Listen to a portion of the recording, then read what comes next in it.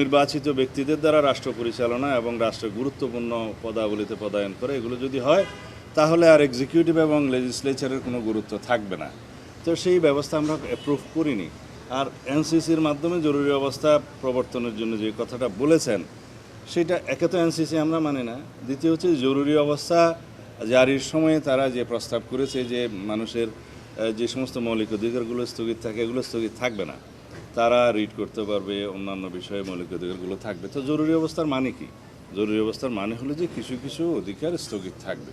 তো সেই জন্য আমরা বলেছি এটা বোধহয় বাস্তবায়নক নয়, সেই বিষয়ে আমরা একমত হতে পারলাম না।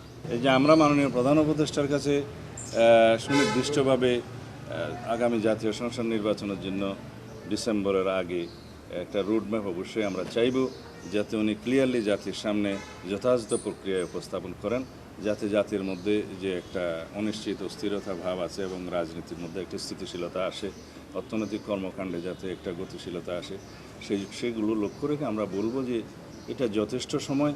তার আগে নির্বাচন কমিশনের সাথে আমরা আলোচনা করেছি, তারা জুনের মধ্যে সমস্ত প্রিপারেশন সমাপ্ত করতে পারবে এবং মাননীয় প্রধান উপদেষ্টা ইতিপূর্বেও আমাদেরকে আশ্বস্ত করেছেন যে ডিসেম্বরের মধ্যে নির্বাচন দেওয়ার জন্য ওনারা সমস্ত কর্মকাণ্ড পরিচালনা করছে। যেহেতু বিভিন্ন বিষয়ে বিভিন্ন পক্ষের বক্তব্যে একটা ধোঁয়াশা সৃষ্টি হয়েছে, সেটা পরিষ্কার করার জন্য আমরা ওনার কাছে আহ্বান জানাবো।